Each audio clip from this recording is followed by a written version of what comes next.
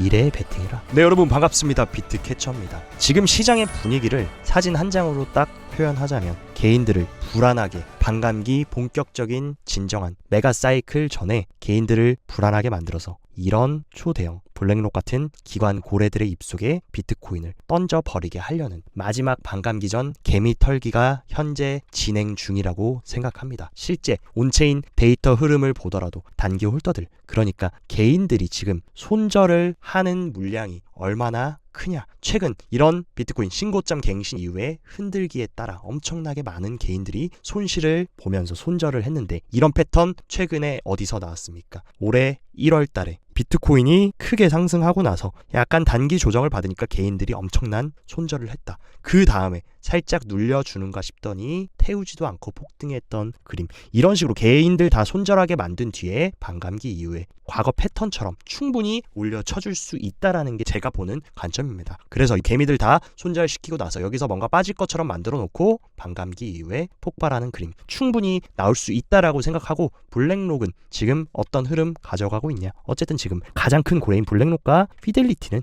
다시금 계속 축적을 진행하고 있고, 가장 큰 시장의 매도 리스크였던 GBTC는 계속 매도 물량이 줄어들고 있다. 어쨌든 결과적으로 뭡니까? 비트코인 현물 ETF로의 기관 유입은 계속적으로 들어오고 있다라는 사실, 이게 중요한 겁니다. 결국에 개미들 흔들고 불안하게 만들어서 반감기 전에 최대한 비트코인 가격 쌀 때 최대한 던지게 하고, 얘네들은 충분하게 매집 다 해놓은 다음에 그 다음에 반감기 이후에 올려쳐주려는 그런 그림. 그리고 어쨌든 지금 크립토 시장이 지지부진한 이유는 뭡니까? 크립토 개별 시장의 악재라기보다는 결국에 매크로 리스크. 최근 파월이 또 공식 석상에서 인플레 둔화 조금 더 확실하게, 인플레 확실하게 꺾이는 거 확인하고 나서 금리 인하 진행해야 된다. 이런 식으로 피벗에 대한 신중한 어떤 그런 스탠스를 보여주면서 많은 투자자들이 금리 인하 당연히 6월 달에 바로 내려줄 줄 알았는데, 여기에 대한 물음표가 생기고 불확실성이 생기면서 미 증시부터 지금 비트코인도 지지부진하고 있다라고 생각합니다. 근데 여러분들한테 제가 항상 말씀드리는 거, 이런 높으신 분들,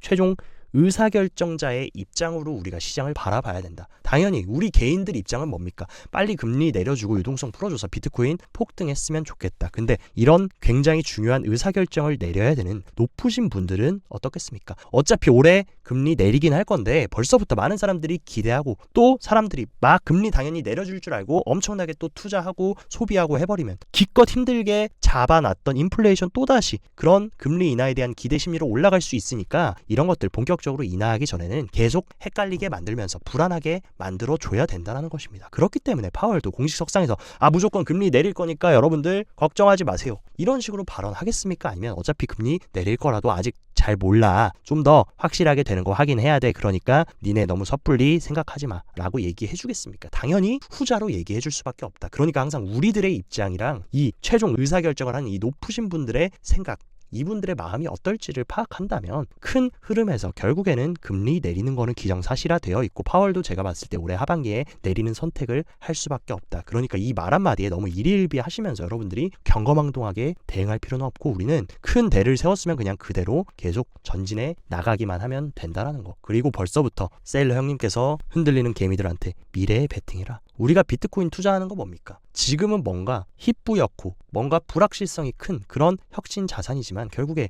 불확실할 때 베팅한 사람이 결국에 나중에 가서 결과를 뒤집어 까봤을 때는 가장 큰 성과를 냈다. 그러니까 오히려 지금처럼 반감기 전에, 금리 인하 전에 불확실할 때 베팅을 하는 것이 어떻게 보면 지나고 나면 굉장히 좋은 투자와 베팅이었다라는 거, 그것을 지금 간접적으로 조언을 해주고 있다라고 생각합니다. 그리고 벌써 비트코인 현물 ETF를 통해 정식 제도권 자금이 들어오기 시작했고, 그리고 이제 며칠 안 남은 비트코인 반감기, 이제 딱 2주 남짓 남았는데, 비트코인 반감기가 진행되고 나서 어떻게 비트코인이 흘러갈지에 대한 전초전을 비트코인 동생 비트코인 캐시가 보여주고 있다라고 저는 현재 보고 있는데, 현재 비트코인 캐시는 이미 반감기가 끝났습니다. 바로 언제냐? 4월 1일 날. 근데 비트코인 캐시의 움직임을 우리가 잘 추적한다면 비트코인도 비슷한 패턴으로 갈 수 있지 않을까라고 유추를 해볼 수 있는데, 실제 비트코인 캐시 반감기 전에 어떤 흐름 보였습니까? 반감기 4월 1일 전부터 계속 반감기에 대한 기대감으로 상승하고,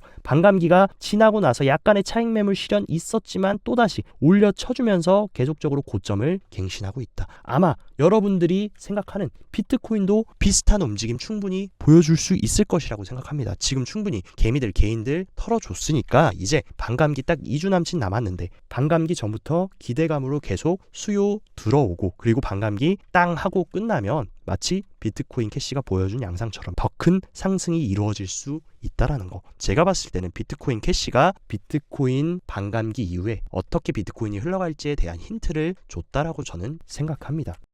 그리고 현재 미국의 흐름 그리고 SEC 위원장 게리 겐슬러의 스탠스에 굉장히 물음표가 많이 띄어진다. 한마디로 지금 게리 겐슬러가 뭔가 이상합니다. 많은 크립토 투자자들이 가장 기대하고 있고 관심 가지고 있는 거 뭡니까? 이더리움 현물 ETF 승인에 대한 이 부분에 대한 궁금증이 가장 많을 건데 최근에 SEC가 이더리움 현물 ETF에 대한 의견을 요구했다 하면서 그레이스케일, 피델리티, 비트와이즈 등등 이더리움 현물 ETF를 신청한 기관들과 논평 기관을 열었다. 게리 겐슬러 잘 아시는 분들은 알 겁니다. 얘 과거에 어땠냐. 본인이 승인 안 해주고 싶으면 그냥 이런 기관들 불러다가 얘기하고 논평하고 이런 거 안 했습니다. 그냥 안 돼. 거절하고 반려시키고 되돌려 보냈다. 근데 지금 뭡니까? 왜 이렇게 사람이 순화돼가지고 얘네들이랑 대화하고 의견 같은 거 받고 수렴하고 왜 그럴까? 저는 그 배후에는 늘 말씀드렸던 내러티브인 바로 큰형님인 블랙록이 있기 때문이 아닐까. 그리고 이제 대선도 하반기 얼마 남지 않았고 가장 큰 민주당 의원인 게리 겐슬러 그리고 가장 큰 민주당의 후원자 레리 핑크 형님이 제가 봤을 때 시간이 가면 갈수록 이 게리 겐슬러 어깨에 세게 짓누르면서 결국에 블랙록도 현재 지금 이더리움 현물 ETF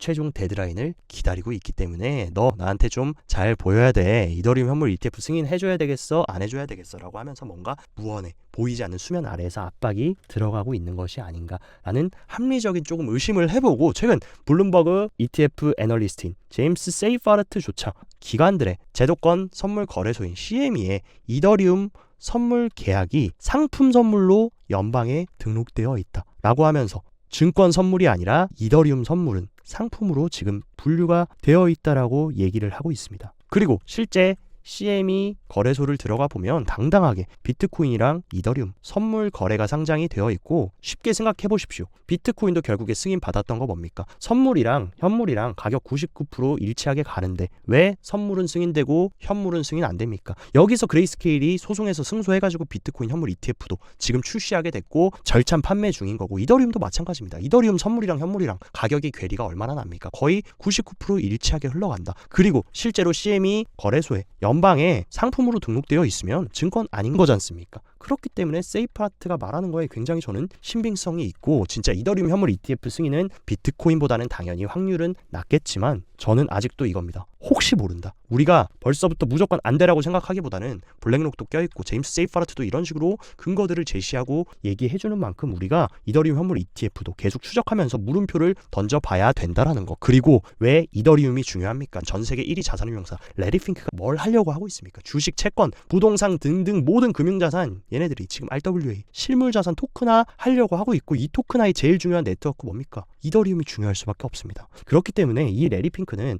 RWA를 성공시키고 실물자산 토큰화로 변화하는 그 핵심 역할을 하기 위해서는 이더리움이 굉장히 중요하다. 근데 이더리움 현물 ETF 승인되면은 누가 좋겠습니까? 이더리움이 당연히 좋을 수밖에 없고 레리 핑크가 하려는 이 RWA 시장도 훨씬 더 크게 부흥하고 타오를 수 있기 때문에 아마 레리 핑크는 무조건적으로 이더리움 현물 ETF가 승인되도록 만들 겁니다. 왜냐하면 얘네의 목표는 모든 실물자산들을 온체인상으로 토큰화 하려고 하기 때문에. 근데 뭔가 기다렸다는 듯이 전 세계의 중앙은행들이 갑자기 토큰화에 관심을 가지기 시작했다. 지금 유럽의 금융 허브라고 불리는 영국의 영란은행까지 디지털 증권 샌드박스를 시행한다라고 발표했고 샌드박스를 통해 핵심 키워드 뭡니까? 참여 기업들은 토큰화 증권, 분장, 원장 기술 등 새로운 솔루션 및 상품을 테스트한다. 그러니까 뭡니까? 영란은행에서도 자체적으로 RWA 진행하려고 하고 있고 이미 FCA는 영란은행이 지난 1월 DS 도입을 위한 법률 개정안까지 시행한 바 있다. 뭔가 얘네들이 짜고 치는 고스톱 하는 것처럼 레리 핑크가 작년부터 실물자산 토큰 RWA 진행할 거다라고 하니까 영란은행도 움직이고 있고 더 어마어마한 사실 중앙은행 그룹 그러니까 국제결제은행인 BIS조차 통화 시스템 강화를 위한 토큰화 프로젝트를 시작한다.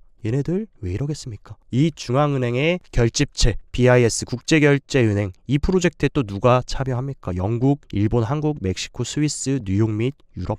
이 크립토에 지금 굉장히 신화적이고 혁신을 추진하려는 이 국가들이 전부 다 참여하는데 얘네가 얘기하는 거 통화 시스템 강화를 위해 토큰화 프로젝트 하겠다. 여기에 이 수면 아래 우리가 보이는 거 말고 안 보이는데 지금 뭐가 숨어 있는지 이것을 지금 우리가 본다라고 하면 이 가상자산 시장과 블록체인 시장이 어떻게 갈지 지금 너무나 많은 힌트들을 우리에게 던져주고 있습니다. 그리고 심지어 국내 한국은행조차 해외 송금 수수료 더 싸질 거고 디지털 화폐 플랫폼 구축하겠다라고 하면서 계속적으로 크립토에 친화적이고 가상자산을 채택하고 블록체인 시스템을 채택하려는 움직임을 한국조차 보여주고 있다. 제가 봤을 때 이 블랙록의 원대한 꿈, 실물자산을 RWA 토큰화해서 온체인상으로 이동시키려는 이 원대한 꿈은 그냥 허상 신기루가 아니라 정말로 실현될 수 있는 어마어마한 내러티브가 될 수 있고 충분히 이 남자라는 해낼 수 있는 전 세계 최대 자본 세력이자 금융시장, 자본시장의 최상의 포식자 래리 핑크이기 때문에 우리가 기대해봐도 되지 않을까라는 합리적인 생각을 해봅니다. 그리고 어쨌든 간에 최근 안데르센 호로위츠부터 패러다임 그리고 심지어 갤럭시